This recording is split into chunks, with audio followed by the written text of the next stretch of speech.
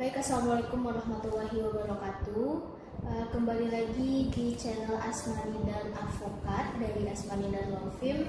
Dan bersama saya di sini sudah ada Ibu Direktur Utama Asmani dan Law Firm, yaitu Ibu Asmani dan Sarjana Hukum. Dan untuk kali ini, di podcast kali ini kita akan membahas mengenai hak nafkah anak. Jadi ini ada pertanyaan kemarin dari para penonton channel kita mengenai bagaimana hak nafkah anak setelah perceraian, ya Bu ya.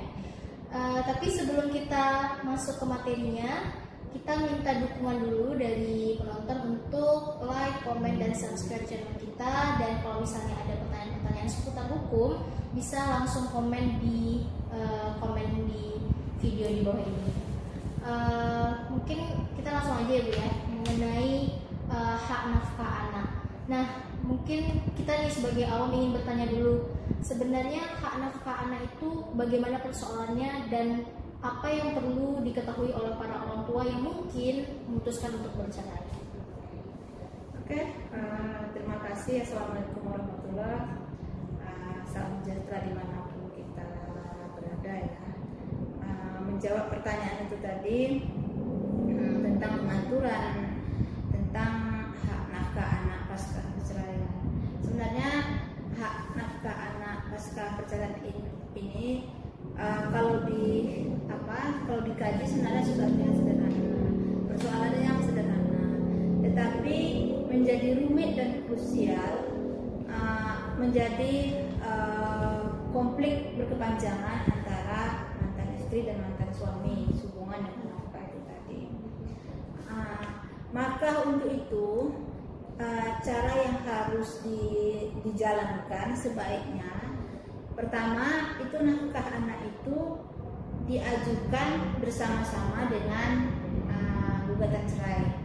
Jadi kalau istri yang mengajukan gugatan cerai, di dalam gugatan cerai itu dimasukkan nanti hak nafkah anak. Tapi kalau suami yang menggugat cerai, yang mengajukan permohonan cerai atau yang menggugat cerai, nanti di dalam jawaban istri itu kan ada nanti dikasih kesempatan untuk memberi jawaban tertulis ya. Diajukan gugatan rekonvensinya, gugatan balik untuk salah satunya dalam gugatan rekonvensi itu untuk mengajukan gugatan hak nafkah anak itu tadi. Nah, itu salah satu caranya. Kemudian cara yang lain, kalau tidak menempuh cara ini, bisa dilakukan dengan menetapkan tersendiri, membuat kesepakatan tersendiri. Jadi ada semacam perjanjian antara para pihak, artinya pihak suami membuat perjanjian untuk membayar nafkah anak itu, misalnya 1 bulannya berapa, mulai dari sistem pembayaran jumlahnya berapa, sistem pembayarannya seperti apa, itu dijelaskan di dalam perjanjian itu.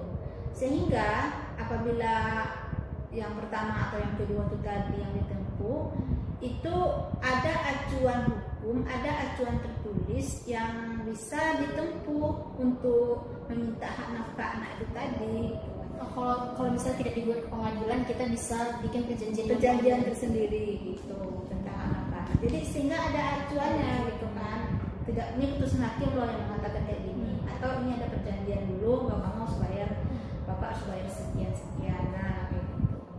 Mungkin Bu, sebelum kita masuk ke bagaimana teknis ya, supaya itu kan teknis, bagaimana kita bisa menetapkan sebuah legitimasi kalau anak kita memiliki hak nafkah gitu ya. Tapi sebelumnya nih Bu, kami mau bertanya dulu sebagai yang awam, sebenarnya nafkah anak itu yang ditanggung itu yang mana saja gitu? Apakah hanya pendidikan saja, apakah hanya biaya hidup, atau semuanya di cover? Nah, undang-undangnya bagaimana? Jadi undang-undang perkawinan nomor 1 tahun 74 baru direvisi juga ya Bu? Iya, baru direvisi juga nomor 18 ya. 2018. Terus dalam pasal 41 itu disebutkan bagian pasal 41 huruf B ya. Jadi akibat putusnya perkawinan, hak nafkah anak, bapak yang menanggung seluruh pembiayaan nafkah dan pendidikan anak. lebih kurang seperti itu bunyi Nafkah dasarnya. dan pendidikan. Iya. Kalau nafkah itu biaya hidup ya, Bu, ya? Iya, nafkah biaya hidup disebutkan juga situ biaya pendidikan itu di pasal 41 huruf B-nya itu tadi. Itu kan yang menjadi dasar hukum selalu kalau kita mengajukan gugatan rekomendasi atau gugatan hak nafkah anak itu di pengadilan itu. Terus itu tadi undang-undang perlindungan anak khususnya tentang hak anak yang pasal 14 ya, pasal Undang-Undang 35 tahun 2014 tentang perubahan atas Undang-Undang nomor 23 tahun 2002 tentang perlindungan anak itu jelas diatur tentang hak anak, bahwa hak anak mendapatkan nafkah dari kedua orang tuanya. Nah kalau di anak itu bunyinya seperti itu. Nah berarti secara jelasnya lah Bu, secara tegasnya, berarti nafkah anak itu yang harus diakomodir oleh ayah itu pendidikan dan biaya hidup. Berarti seluruh biaya dia ya, selama dia masih menjadi anak. Iya. Jadi undang-undang itu menyebutkan kayak gitu aja. Seperti itu bahasanya modal untuk biaya hidup, biaya pendidikan kayak gitu ya. Biaya di undang-undang perkawinan. Kalau di undang-undang anak tadi anak berhak mendapatkan biaya dari orang tua seperti itu. Tidak dirinci yang mana yang pendidikan. Artinya keseluruhan biaya kalau di dalam undang perkawinan. Nah, berarti kita sudah jelas nih ya penonton ya, ada biaya nafkah dan biaya pendidikan itu yang diakomodir oleh undang-undang yang harus dipenuhi oleh orang tua, dan kalau bercerai ya ayah berarti ya. Nah, apakah ada lagi spesifiknya misalnya pendidikan yang bagaimana atau biaya hidup yang bagaimana? Karena kita juga kalau kita ingin menggugat kita akan bicara mengenai besaran-besaran ya, kita besaran nominal per bulannya itu sebenarnya berapa? Apakah ada standar dari undang-undang mengenai pendidikan anak itu berapa, biaya hidup berapa atau bagaimana? Jadi dalam undang-undang itu selalu menyebutkan sesuai kemampuan ayah. Jadi bapak berkewajiban untuk membayar nafkah anak sesuai kemampuan bapak. Nah kalau soal sesuai kemampuan ya, bukan sesuai kemauan gitu. Iya benar. Jangan semaunya. Gitu. Jadi highlight ya, sesuai kemampuan. Dengan kemauan saya cuma maunya nggak segini, nggak bisa kayak gitu. Harus sesuai kemampuan. Nah kalau dalam hal pendidikan dan sebagainya itu memang setiap anak berhak mendapatkan pendidikan yang layak. Nah, itu kan memang sudah tercantum di dalam undang-undang dasar, undang-undang anak. Nah, itu sebaiknya itu dibicarakan antara suami istri atau antara mantan itu tadi. Ini anak mau disekolahkan di mana?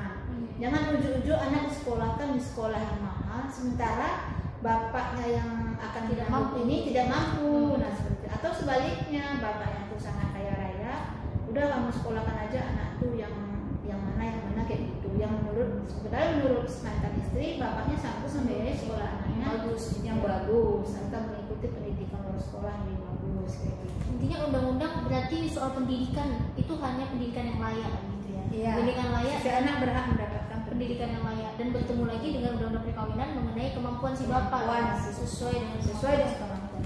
Jadi dari pihak istri pun tidak boleh memaksakan ya, tidak boleh. Misalnya begini, dia cerai dan anaknya selama ini terlanjur memiliki pendidikan yang mahal, ternyata bercerai dan bapaknya bisa saja ya mengatakan kalau dia tidak mampu lagi di situ gitu ya. Iya, itu hal bisa ya. Iya, itu makanya melalui gugatan pengadilan, karena itu nanti pertimbangan hakim, ya kan? Berarti yang memutuskan besaran itu hakim. Iya, kalau kita melalui pendidikan, tapi kalau melalui perjanjian itu tadi, ya kenapa dia bilang tidak sanggup ya gitu. Sementara misalnya usahanya ada, dia kerjanya bagus, usaha ada penghasilan 30 juta atau 15 juta sebenarnya. Artinya tuh harus ada alasan yang kuat untuk itu. Mengatakan dia mampu, misalnya dia sekarang lagi sakit, mungkin sakit tetap atau sudah berhenti atau bangkrut, nah itu ditunjukkan. Makanya harus ada acuan tadi kan, apakah melalui penetapan hakim, putusan hakim atau melalui putusan. Jadi ada dasarnya kenapa gini, karena bapaknya kondisinya kayak gini. Itu tadi untuk tidak gampang menggeser sebenarnya kan, misalnya bulan ini dikasih 1 juta, besok dikasih 5 juta, besok enggak dikasih. Untuk menghindari yang seperti itu, makanya ada acuan itu tadi. Nah berarti kan ini kita sudah mulai paham ya Bu ya, mengenai batasan antara nafkah anak itu yang mana saja gitu ya. Selanjutnya mungkin kita mau masuk mengenai teknisnya. Tadi sudah disinggung oleh Ibu ada 3 cara ya untuk mendapatkan legitimasi hak anak gitu. Nah, kami mau ingin melihat lebih jauh mengenai penetapan pengadilan gitu. Misalnya kalau ibu yang menggugat cerai itu seperti yang ibu sampaikan tadi, sejak awal lebih baik dimasukkan ke dalam gugatan ya. Apakah itu dimasukkan dalam gugatan berarti kita sebutkan nominalnya? Iya, disebutkan. Kita Supaya hakim ada bisa menilai anak 2 orang atau 3 orang masing-masing berapa gitu ya. Gitu. Dan sebelum dimasukkan gugatan nanti akan disidang pengadilan, jadi di situ akan ketahuan kemampuan bapak itu. Adalah bukti slip gaji begitu ya, usaha apa, misalnya sawitnya sekian hektar dan menghasilkan sekian, atau usaha itu. Nah, itu yang menjadi dasar bagi hakim untuk mengabulkan gugatan si penggugat itu tadi. Nanti setelah diputuskan hakim ada ya bunyinya ya, per bulan berapa gitu ya. Selalu seperti itu bunyinya ya. Ini menjadi harus diperhatikan ya, apalagi yang kalau yang menggugat cerai itu, yang memohonkan cerai itu pihak laki-laki ya Bu ya. Karena berarti harus kita jawab, pihak perempuan harus menjawab mengenai gugatan nafkah tadi ya, harus lebih jelas gitu ya. Nah, kalau misalnya tidak ada satupun gugatan, tidak ada laki-laki tentu kalau laki-laki memohonkan cerai dia tentu tidak memasukkan mengenai nafkah. Istri juga tidak menjawab mengenai hak nafkah. Itu pengadilan memang tidak menetapkan apa-apa ya. Hakim kan sifatnya pasif ya. Apa yang diajukan ya pasif. Kalau misalnya sudah terjadi Bu, sudah terjadi perceraian tapi tidak ada legitimasi mengenai hak anak, nah itu bagaimana? Itu juga sering terjadi.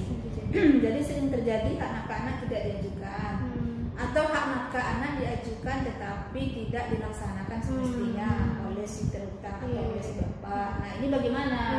Apa caranya? Seperti itu.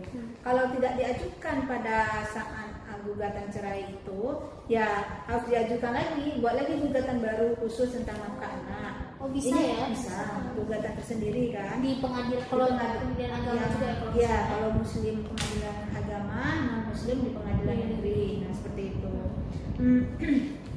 Nah kalau itu sudah dilakukan semua, ada putusan pengadilan, bahkan mungkin ada lagi perjanjian, karena kan putusan hakim hanya menyebutkan jumlah sekian ya gitu kan. Teknis pembayaran pertanggal-pertanggalnya itu kan tidak ada ya. Bisa jadi tidak ada. Jadi mau dibuatkan perjanjian, misalnya sudah ada putusan hakim, sudah ada perjanjian, enggak dibayar. Kan ada seperti itu, atau dibayar sesuka-sukanya. Nah, jadi kan berakibatkan anak menjadi terlantar. Nah, untuk ini kalau yang sudah diajukan ke pengadilan, sudah ada putusan hakim yang menetapkan besaran jumlah nafkah anak, tetapi itu tidak dilaksanakan. Nah, itu bisa diajukan peringatan ya, maning peringatan. Jadi nanti itu kita ajukan permohonan lagi kepada ketua pengadilan agama atau pengadilan negeri untuk diberikan peringatan kepada si bapak atau kepada si terutang. Nah itu pengaturannya kembali ke HIR ya, hukum kependataan desa. Gitu.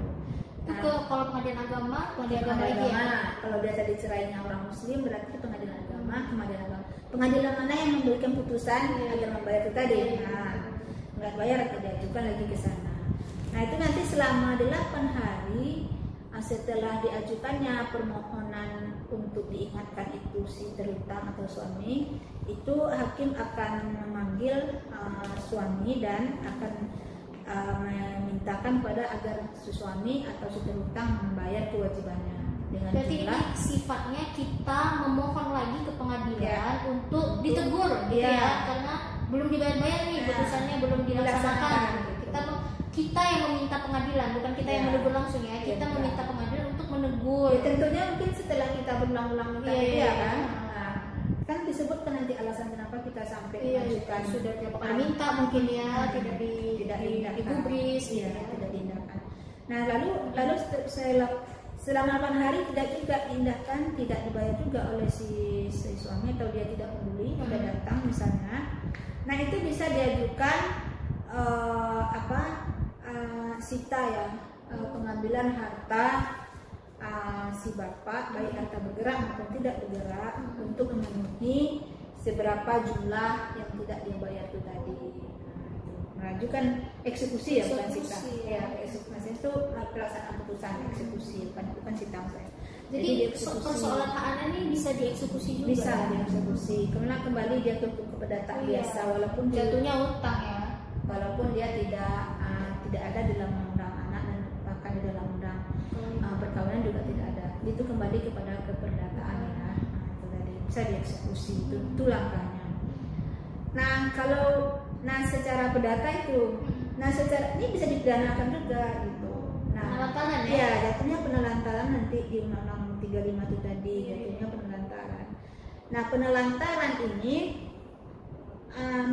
ditunggu minimal 6 bulan berturut-turut, tidak dinafkahi. 6 bulan. Iya, 6 bulan berturut-turut. Nah, kalau untuk pidana tidak melihat kepada apakah ada putusan atau ada perjanjian, tidak ada seperti itu.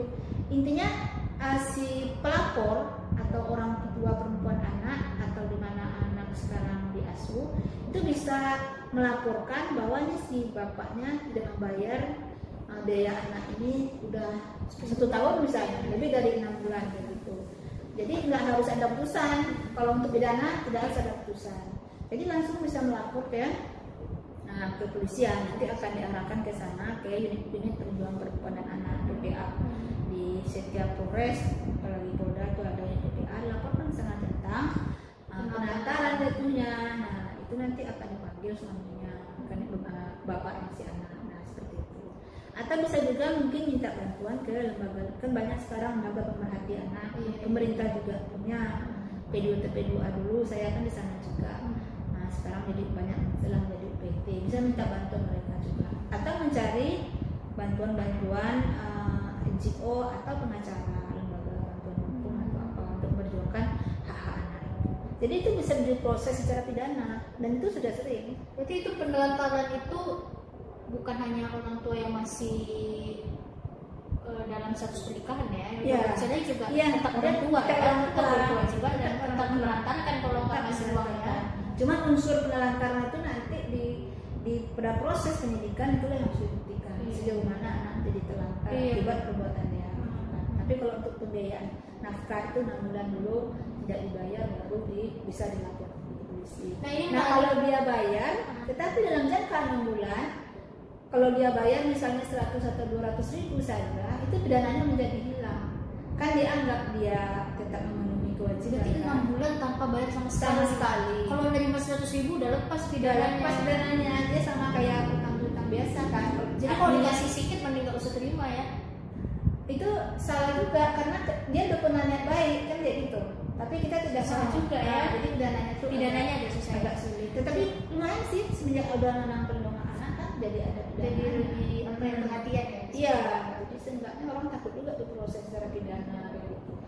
Sebenarnya kalau soal penelantaran masih banyak sih yang mau dibahas lagi. Cuma kita akan bahas nanti ya di video terpisah. Mungkin ada nggak Bu dari video ini udah lumayan juga durasinya. Ada nggak hal-hal penting yang perlu Ibu sampaikan mengenai hak anak ini? Apa saja yang perlu diperhatikan atau tips atau sarannya begitulah untuk menutup diskusi kita ya. Jadi sebenarnya saya walaupun saya orang hukum, artinya penegak hukum, advokat itu penegak hukum ya, tetapi tidak selalu berupaya untuk menyelesaikan persoalan itu secara hukum. Jangan kita serahkan ke persoalan hukum, karena masalah penyelesaian hukum itu selalu ada celah untuk tidak menaati. Tetapi apa yang harus dikejar? Ya diri sendirilah. Baik bapak itu kan sudah punya anak, kesadaran diri, intinya itu pribadi seseorang itulah yang bahwa setiap anak ini punya hak, dia nanti akan menjadi besar. Nah itu, jadi bapak atau ibu itulah yang harus disadari bahwa harus membayar biaya anak, bahwa harus si ibu mantan istri harus punya jalinan komunikasi yang baik dengan mantan suami, karena nggak bisa putus, karena ada anak. Yang sampai akhir hayat itu nanti tetap ada hubungan darah yang sangat dekat sekali, apalagi anak yang masih dibiayai. Jadi nggak bisa cut, bercerai, nggak ada hubungan sama sekali, nggak ada komunikasi, teleponnya pun saya nggak tahu lagi. Nah itu yang sering terjadi. Nah inilah yang harus dipahami betul, baik pasangan yang mau menikah apalagi mau bercerai.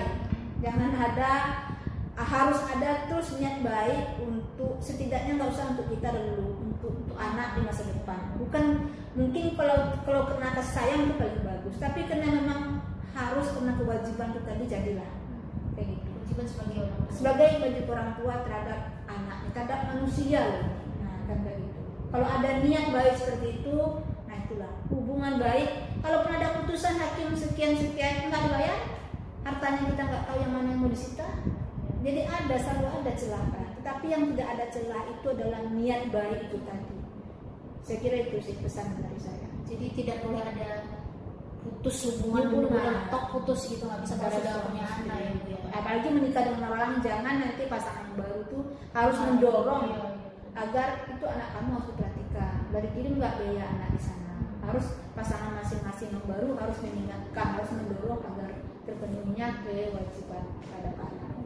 Saya kira itu mungkin itu diskusi kita hari ini mengenai hak anak. Tentunya kalau kita bahas masalah anak, masalah hukum keluarga itu lebih emosional ya Bu ya. Ada emosi karena semua orang merasakan. Iya, kita merasakan, itu juga bagian dari keluarga gitu ya. Ada sisi emosionalnya. Nah mungkin untuk video-video selanjutnya kami meminta dukungan nih dari para penonton untuk like, comment, subscribe, dan jangan lupa disebarkan ke teman-teman yang lain di sosial media juga. Kalau ada pertanyaan bisa langsung komen di bawah video, ada tab komen, atau bisa langsung menghubungi kantor dan sosial media kita yang lain. Mungkin sekian dari channel kita kali ini, lebih dan kurang kami mohon maaf. Assalamualaikum warahmatullahi wabarakatuh.